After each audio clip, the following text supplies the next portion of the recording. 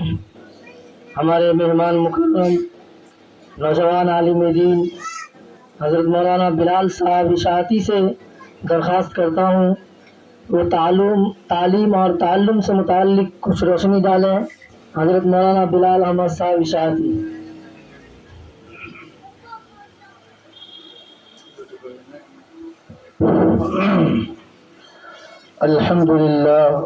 الحمد لله نحمده ونستعينه ونستغفره ونؤمن به ونتوكل عليه ونعوذ بالله من شرور أنفسنا ومن سيئات أعمالنا من يهده الله فلا مضل له ومن يضلل فلا هادي له ونشهد أن لا إله إلا الله وحده لا شريك له ونشهد أن سيدنا ومولانا محمدا عبده ورسوله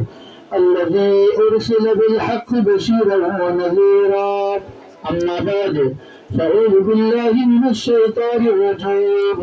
بسم الله الرحمن الرحيم.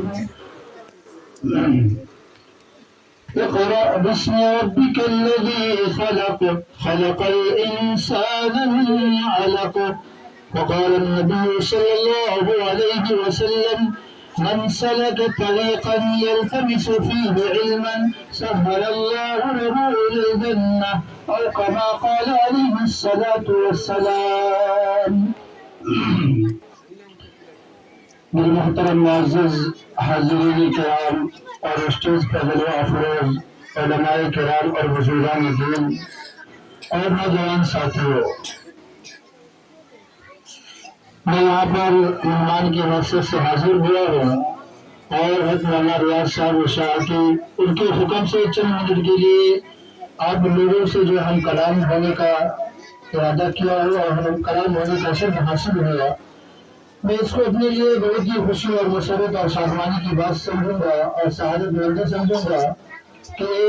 نااہل انسان کو آپ لوگوں کے درمیان بات کرنے کا موقع ملا. میرے عزیز طلبہ و طالبات،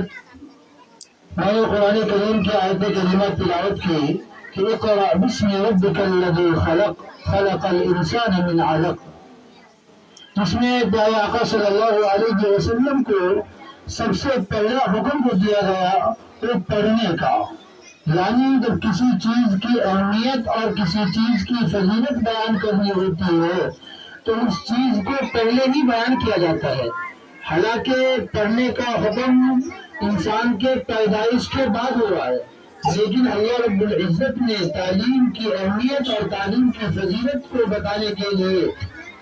پیارے آقا صلی اللہ علیہ وسلم پر سب سے پہلا حکم کو نازل فرمایا تو فرمایا کہ اقرأ باسم ربک الذی خلق، کہ اے نبی صلی اللہ علیہ وسلم آپ پڑھیے اس رب کے نام سے جس نے آپ کو پیدا کیا. تو تعلیم اس امت کے لیے بہت ہی ضروری ہے اور حدیث مبارکہ میں نے آپ لوگوں کے سامنے پیش کی کہ من سلک طریقا یلتمس فیہ علما سہل اللہ له الى الجنہ، کہ جو شخص علم دین سیکھنے کے لیے راستہ اختیار کرتا ہے، راستہ چلتا ہے، تو اللہ رب العزت ایسے لوگوں کے لیے، ایسے طلبہ و طالبات کے لیے اللہ جنت کا راستہ آسان فرما دیتے ہیں. تو آپ لوگوں کا صبح کے وقت اٹھنا اور اپنے گھر کے تمام ضروریات کام کو چھوڑ کر اور مدرسے کی طرف رخ کرنا یہ بہت بڑا کام ہے اور بہت بڑی قربانی ہے. اس پرفتن دور میں جہاں پر دنیا برائیوں کی طرف مائل ہو رہی ہے، اس دور میں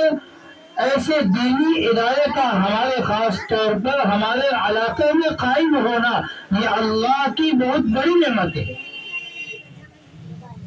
جہاں پر پوری دنیا پرفتن دور میں چل رہی ہو اور پوری دنیا کے گوشے گوشے اور چپے میں برائیوں کی آگ لگی ہو، اس دور میں بھی کچھ لوگ کھڑے ہو کر دین کے قلعے کو قائم کرے اور دین کو بچانے کی کوشش کرے، یہ وقت کا سب سے بڑا جہاد ہے.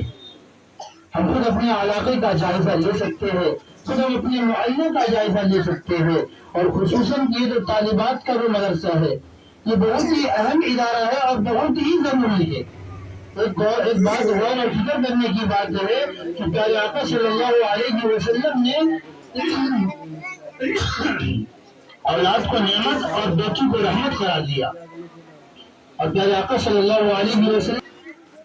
جن کے پاس 3 بیٹیاں ہو اور وہ تینوں بیٹیوں کی صحیح تربیت کرے، صحیح تعلیم دے اور پھر اس کی شادی کرا دے تو میں ایسے شخص کی جنت کی ضمانت لیتا ہوں۔ اسی مجلس میں ایک اور دوسرے صحابی بیٹھے تھے تو فرمایا کہ اللہ کے نبی صلی اللہ علیہ وسلم اگر جس کے پاس 2 ہی بیٹی ہو تو پھر اس کا کیا؟ پیارے آقا صلی اللہ علیہ وسلم نے فرمایا کہ جس کے پاس 2 بیٹی ہو اور وہ بھی اگر ان 2 بیٹیوں کو صحیح تعلیم و تربیت دے اور صحیح تعلیم و تربیت کے ساتھ ان کا نکاح کرا دے تو ایسے شخص کے لیے بھی میں جنت کی ضمانت دیتا ہوں۔ پھر اسی مجلس میں بیٹھے ہوئے ایک اور صحابی کھڑے ہوئے اور فرمایا کہ اللہ کے نبی صلی اللہ علیہ وسلم اگر کسی کے پاس ایک ہی بیٹی ہو تو ان کا کیا حال ہے؟ پھر آقا نے فرمایا کہ اگر کسی کے پاس ایک ہی بیٹی ہو اگر اس بیٹی کی صحیح تعلیم و تربیت کرے اور پھر ان کا نکاح کرا دے تو ایسے شخص کی بھی جنت کی ضمانت دیتا ہوں۔ تو اللہ رب العزت نے عورتوں کا مقام بہت ہی اونچا رکھا ہے، لڑکیوں کا مقام بہت ہی اونچا رکھا ہے، لیکن افسوس سب افسوس کہ آج لڑکیاں اور ہماری ماں اور بہنیں اپنے مقام و مرتبے کو بھول کر اور وہی جو ہے دور جہالت کی طرف جا رہی ہے۔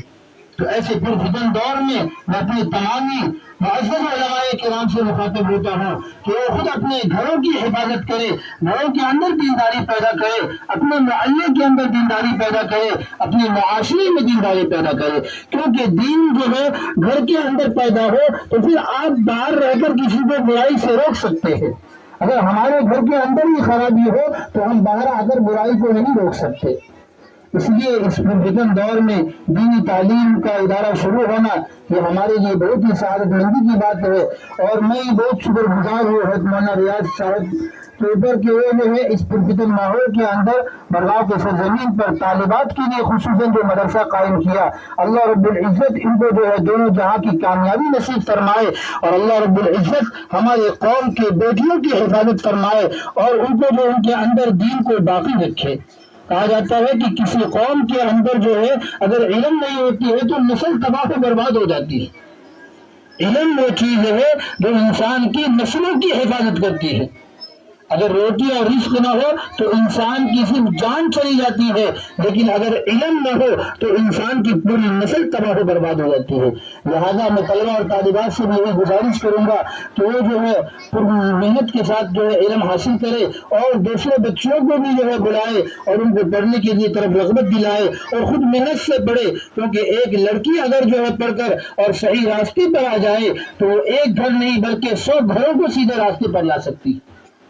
مرد محنت کرنے کے لیے باہر چلے جاتے ہیں، مرد محنت کرنے کے لیے کمانے کے لیے چلے جاتے ہیں، لیکن گھر کی ذمہ داری اور محلے کی ذمہ داری ایک عورتوں کے ہاتھ میں ہوتی ہے۔ لہذا یہ کہا بھی جاتا ہے کہ ایک کامیاب مرد کے پیچھے ایک کامیاب عورت کا ہاتھ ہوتا ہے۔ لہذا خصوصاً آپ لوگوں سے بہت ہی امیدیں ہیں، آپ لوگ جو محنت کے ساتھ پڑھیے، اللہ رب العزت آپ سب کو جو ہے پڑھنے کو قبول فرمائے اور آپ لوگوں کے ذریعے سے اس بستی کو اور ہمارے علاقے کی سارے بستیوں کی ہدایت کا ذریعہ بنائے۔ وآخر دعوانا الحمدللہ رب العالمین۔